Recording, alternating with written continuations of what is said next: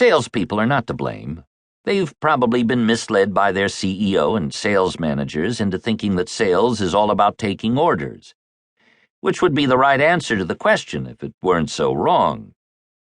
Rex Ryan, coach of the NFL's New York Jets, is considered a leading innovator in the development of defensive formations and schemes to contain the high-octane offenses that dominate in the league. When asked about his players' success in responding in real time to the numerous variables that offenses throw at them on each play, he said, "It's all about concepts. If you teach the concepts well, the players will understand it. Once they know the concepts, then it is easy for them to execute." If you're going to invest your time in taking steps to become a superior salesperson, then it's essential that you first develop a clear and unambiguous understanding of the concepts of what it means to sell. After all, how can you improve your sales skills if you don't know what the goal should be? How can you improve your aim if you can't clearly see the target? Selling is a process. It's frequently compared to a manufacturing process, in which a prescribed sequence of steps must be executed to obtain the desired end product, an order. But is selling really a process that can be compared to a production line in a factory? Not really.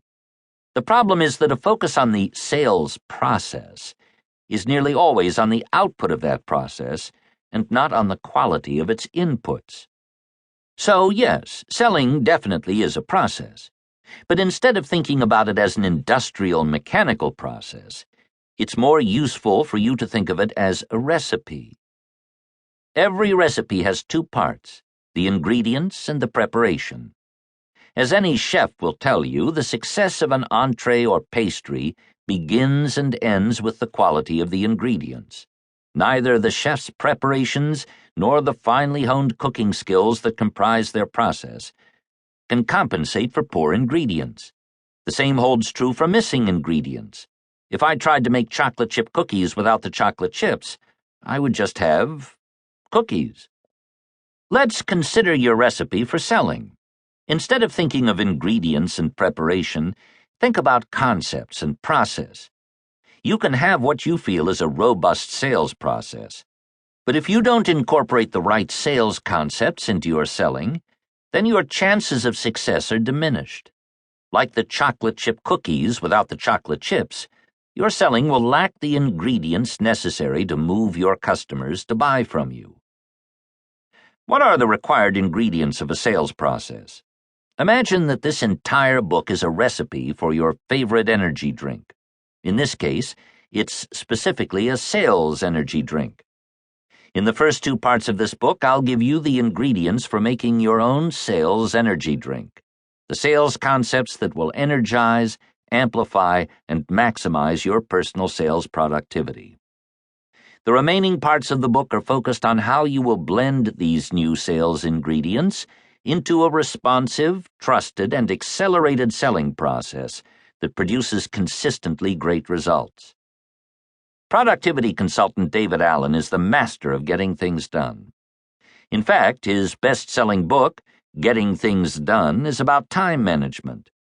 However, many of the lessons he teaches in his book apply to selling as well.